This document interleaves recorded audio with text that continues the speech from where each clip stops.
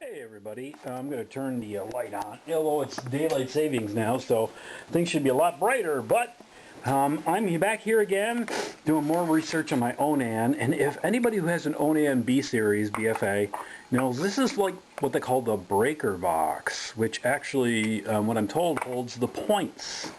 And that is what I'm looking at right there. Basically, is that there's that, and there's the capacitor, and that's apparently the breaker points, based on what I'm being told here, which is point assembly breaker. So I've got this here pulled out because I'm suspicious that some of this actually has something to do with the issues that I'm having with the startup. And you know what? What the heck? If I can get the parts, I'm gonna swap them out. So here's the parts. I'm going to bring them over here so you can see them. This is the breaker assembly thing here. Okay. Then this is the plunger. And this is the breaker itself. So we've got the it says it's a Repco 9590. Don't know what the heck that is, but that's apparently the breaker assembly that's there, as you can see. Hopefully the macro focus is working. There you go, there's that. And these are the parts for that. There you go. For anybody who wants to refer to that, they can freeze frame that. Not all these parts are available anymore. I hate to break it to you folks, because some of them are not. So, unfortunately, you know, again, 30-some-odd-year-old and looking like an older than 30-some-odd-year-old generator in my RV that's only a 1987. Based on some of the parts compatibility and carburetor stuff issues I've had, starting to suspect that it's a little older than that. So we've got that, and again, there's the breaker assembly with the wire. There's the plunger and the plate, so I've got the little plunger here as well.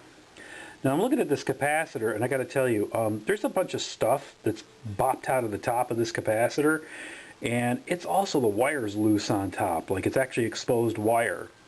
And working for my little radio repair hobby, it tells me this capacitor is pretty shot. So I'm going to have to try to find a replacement for this capacitor. And there is a part number on it. I don't know if you can see that. I'm going to have to zoom in on it like that and come in from up high. But this has a part number on it. And so I'm going to look it up. I can guarantee you it's probably not available anymore, but I got to find one that's compatible that'll fit this way with this little strap and the bolt.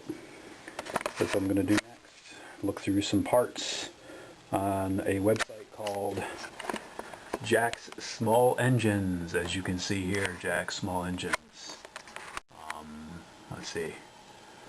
Yeah, there's the website right there. JackSmallEngines.com. Pretty good for the parts availability. If they exist, you probably can find it here. Okay, so I've got this. This is the where the points are. This is kind of what they call the breaker assembly.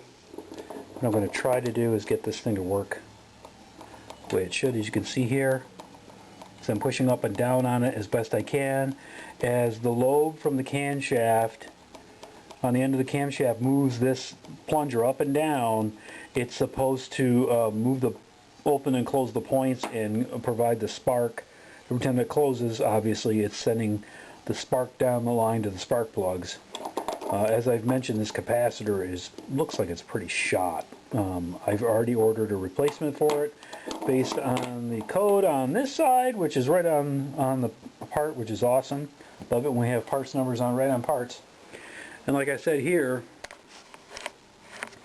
this is the camshaft. So there's the two cylinders there, and then just off to this side, obviously that's the end of the camshaft.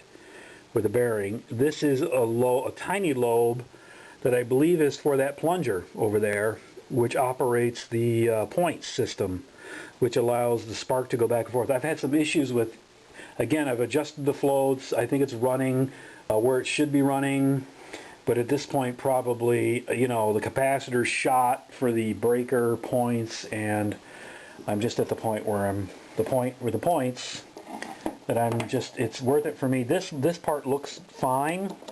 This part looks okay. Everything looks serviceable. The points, there's enough pieces left on them that it looks like it's in decent shape. There's not too many hours on the Genset, but this capacitor looks pretty shot. I mean, literally this, and there's no cap now. So I'm going to replace at least that piece. Okay?